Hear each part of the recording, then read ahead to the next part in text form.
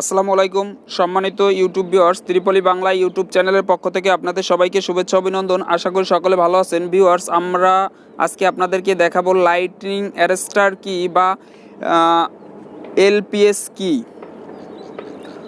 তো অনেকে এটাকে এলপিএস বলে চিনে থাকেন, আবার অনেকে এটাকে লাইটিনিং অ্যারেস্টার বলে চিনে থাকেন, কিন্তু সবগুলোর কাজ একই। এলপিএস এর ফুল মিনিং হচ্ছে লাইটিনিং প্রোটেকশন সিস্টেম, এবং লাইটিং অ্যারেস্টারের কাজ এলপিএস এর কাজ কিন্তু একই। এলপিএস এর কাজ বা লাইটিং অ্যারেস্টারের কাজ হচ্ছে বজ্রপাতের কারণে যখন অতিরিক্ত ভোল্টেজ আসে, যে ভোল্টেজটাকে আমরা সার্জ ভোল্টেজ বলে থাকি, সেই সার্জ ভোল্টেজটা আমাদের ইলেকট্রিক্যাল ডিভাইস বা ইলেকট্রিক্যাল লাইনের যাতে কোনো ক্ষয়ক্ষতি না হয়, ক্ষতি না করতে পারে, সেই জন্য এই সার্জ ভোল্টেজটাকে খুব দ্রুত মাটিতে পাঠিয়ে দেওয়ার জন্য এই যে লাইটিং অ্যারেস্টার বা এলপিএস ব্যবহার করা হয়। লাইটিং অ্যারেস্টার আসলে বিভিন্ন ধরনের হতে পারে, বিশেষ করে rod lighting arrester, horn gap lighting arrester, multi gap lighting arrester, expulsion type lighting arrester, এ ধরনের 7 ধরনের লাইটিং অ্যারেস্টার আছে। কিন্তু জায়গা ভেদে এক একটার লাইটিং অ্যারেস্টার এক এক জায়গায় আমরা ব্যবহার করে থাকি। বিশেষ করে এই যেটা দেখতে পারতেছেন, এটাকে আমরা এলপিএস বলে থাকি। এগুলো সার্জ ভোল্টেজকে কন্ট্রোল করার জন্য, আবার অনেকে লাইটিং অ্যারেস্টার বলে, কিন্তু সবগুলোর কাজ একই। এগুলো বিশেষ করে ছাদের উপরে, ইন্ডাস্ট্রিতে ছাদের উপরে বসানো থাকে, কেননা অনেক সময় ইলেকট্রিক্যাল কোনো মেশিনের যাতে ছাদের উপরে যদি কিছু থাকে সেগুলোর যাতে কোনো ক্ষয়ক্ষতি না হয়, বা ইলেকট্রিক লাইনের কোনো ক্ষয়ক্ষতি না হয়, ভবনের উপরে যাতে কোনো সার্জ ভোল্টেজ আঘাত আনতে না পারে, সেজন্য আসলে এগুলো ব্যবহার করা হয়ে থাকে। দেখেন, এই যে ছাদের উপরে আমার এখানে অনেক সোলার আছে, যার কারণে এই সোলারের উপর যাতে সার্জ ভোল্টেজ কোনো ক্ষতি না করতে পারে, এই জন্য আসলে লাইটিং অ্যারেস্টার এখানে বসানো। ভিউয়ার্স, এই লাইটিং অ্যারেস্টারগুলো দেখা গেছে ছাদের উপরে 25 ফিট পর বসানো হয়, এবং এগুলো সিরিজ কানেকশন বিশেষ করে করা হয়, বা প্যারালাল কানেকশন করতে পারেন। কিন্তু যখন 25 ফিট পর বসাইয়া আবার মাঝখানে, এটা হচ্ছে চতুর্পাশে 25 ফিট পর বসানো হয় চতুর্পাশে, এবং ভিতরে ছাদের 50 ফিট পর এক একটা লাইটিং অ্যারেস্টার বসাইতে হয়। এটা আসলে কপারের, এবং রডটাও কপারের, এবং একটার সাথে আর একটা যে 25 ফিট পর এক একটা বসাবো, প্রত্যেকটার সাথে সবগুলোর কানেকশন কপারের তার এবং বা কপারের পাত দিয়ে দিতে হবে। এবং সবগুলো এভাবে বসানোর পরে মাটির নিচে যখন পাঠাবো এটা, তখন 100 ফিট পর এক একটা এলপিএস বা ইসিসি পিট করতে হবে। 100 ফিট পর এটাকে মাটির ভিতরে পাঠাই দিতে হবে। কিন্তু ওই যে 100 ফিট পর আমরা এটা মাটির গভীরে পুঁতে দেবো, এই যে কপারের রডটা, সেটার রেজিস্ট্যান্স সর্বোচ্চ 10 ওহম হইতে পারবে। সেই কপারের রড যে 100 ফিট পর আমরা মাটিতে পুঁতবো, সেই পোতার পরে যেটা রেজিস্ট্যান্স হবে, যে কারেন্ট প্রবাহে যে বাধা থাকবে, সেই বাধাটা সর্বোচ্চ 10 ওহম হইতে পারবে, এর উপরে হইতে পারবে না। কারণ এর উপরে যদি হয় তাহলে সেটা পরপর হবে না, ভালো মানের হবে না। এগুলো আসলে BNBC, Bangladesh national building code এর ইলেকট্রিক্যাল পার্ট অনুসারে এগুলো বসায় বিশেষ করে ইন্ডাস্ট্রিতে। কিন্তু আপনি যদি কোনো বাসা বাড়িতে বসান, সেটা আপনার ব্যক্তিগত ব্যাপার, আপনি যে কোনোভাবে বসাতে পারেন। বিশেষ করে বাসা বাড়িতে এগুলো বসায় না। ইন্ডাস্ট্রিতে যেহেতু ইলেকট্রিক্যাল বিভিন্ন ডিভাইস থাকে, মেশিন থাকে বা ইলেকট্রিক্যাল লাইন থাকে, সেই লাইনের যাতে কোনো ক্ষয়ক্ষতি না হয়, সেই জন্য এগুলো ইন্ডাস্ট্রিতে ব্যবহার করা হয়। এই লাইটিং অ্যারেস্টার বা এলপিএস বসানোর ক্ষেত্রে বিভিন্ন নিয়ম ফলো করতে হয়। কীরকম, যে বিল্ডিংয়ের উচ্চতা যদি 75 ফিট হয়ে থাকে, তাহলে সেখানে এ ক্লাস লাইটিং অ্যারেস্টার হবে, এবং 75 ফিটের উপরে যদি বিল্ডিংয়ের উচ্চতা হয়, তাহলে B class lighting arrester B class LPS হবে।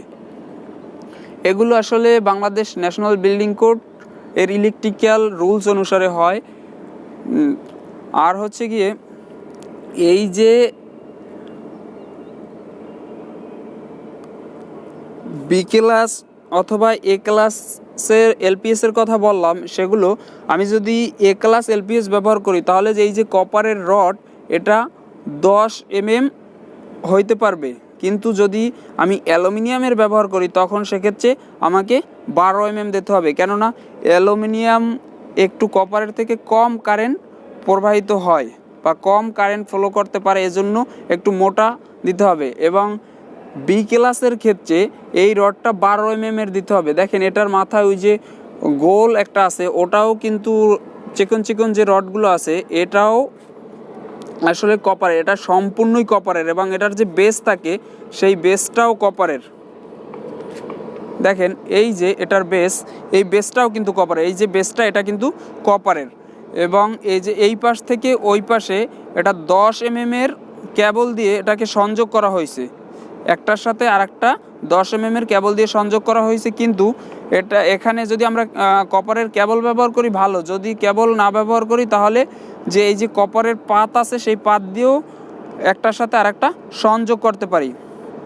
কিন্তু এটা মনে রাখতে হবে যে আমরা ছাদে যদি বসাই তাহলে ছাদের চতুর্পাশে বসানোর ক্ষেত্রে এটা 25 ফিট পর পরে বসাইতে হবে। আর যদি ছাদের মাঝখানে বসাই, ছাদের চতুর্পাশে তো অবশ্যই বসাতে হবে, এবং মাঝখানে যেগুলো থাকবে সেখানে 50 ফিট পর পরে এক একটা এলপিএসের স্ট্যান্ড বসাইতে হবে। এবং এই যে সহ বেস সহ এটা হচ্ছে একটা রুলস, বিএনবিসির ইলেকট্রিক্যালের একটা রুলস। আপনি যদি চান সেখানে এর থেকে কম দিতে পারেন, সেটা আপনার ব্যক্তিগত মতামত, কিন্তু রুলস যদি ফলো করেন তাহলে এ ক্লাস বি ক্লাসের ভিতরে যদি আপনার ভবন পড়ে তাহলে সেই হিসেবে আপনি এলপিএস ব্যবহার করতে পারেন।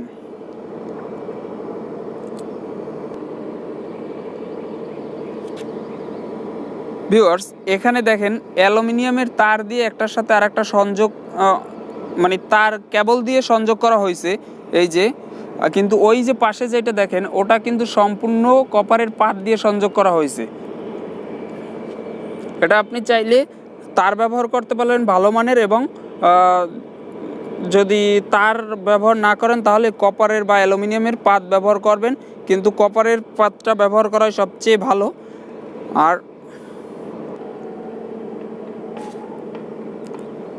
এটা যখন মাটিতে পুঁতবেন তখন এটার রেজিস্ট্যান্সটা যাতে 10 ওহমের বেশি না হয় সেদিকে অবশ্যই খেয়াল রাখবেন, কেননা যদি রেজিস্ট্যান্স বেশি হয় তখন যেই সার্জ ভোল্টেজটাকে মাটিতে পাঠাইতে বাধার সৃষ্টি হবে, যাতে যদি বাধাই হয় তখন ও খুব দ্রুত সার্জ ভোল্টেজটা মাটিতে পাঠাইতে পারবে না, এবং আমার যে ইলেকট্রিক্যাল লাইন যে বা যদি কোনো মেশিন থাকে সেই মেশিনের ক্ষতি হতে পারে। এই জন্য এর রেজিস্ট্যান্সটা একটু যাতে কম হয় সেদিকে খেয়াল রাখতে হবে।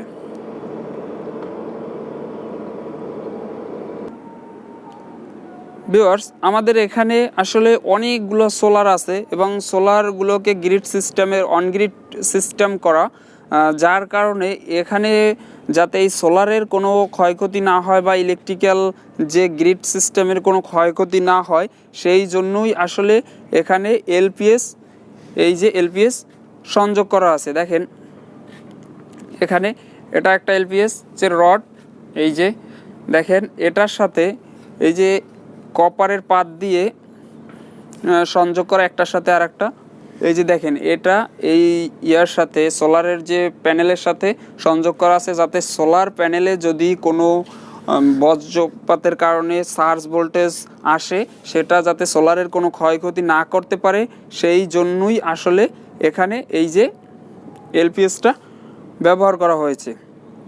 তো ভিউয়ার্স, এই যে দেখেন, এবং এটাকে এলপিএসটাকে একটা থেকে আরেকটা সংযোগ করা হয়েছে এইটা দিয়ে, এটা দিয়ে এই পাশ থেকে অন্যদিকে চলে গেছে, অপরটার সাথে চলে গেছে, এবং এই পাশটা থেকে এই ডান পাশটা থেকে এই যে অ্যালুমিনিয়ামের কপারের পাত থেকে অন্যদিকে চলে গেছে। মানে এটা আপনি চাইলে সিরিজ কানেকশন করতে পারেন, প্যারালাল কানেকশন করতে পারেন, সেটা আপনার ইচ্ছা, কিন্তু বিএনবিসির যে রুলসটা সেটা যদি আপনি ফলো করেন তাহলে আপনার ইন্ডাস্ট্রির জন্য অনেক সেফটি হবে আর কি। তো ভিউয়ার্স, এলপিএস নিয়ে এই হচ্ছে আজকের ভিডিওটি যদি ভালো লাগে বা ভিডিওটি থেকে সামান্য পরিমাণও যদি কিছু শিখতে পারেন, তাহলে আপনি যদি আমার চ্যানেলে নতুন হয়ে থাকেন তাহলে অবশ্যই আমার চ্যানেলটিকে সাবস্ক্রাইব করবেন। ধন্যবাদ, সবাই ভালো থাকবেন, সুস্থ থাকবেন, আল্লাহ হাফেজ।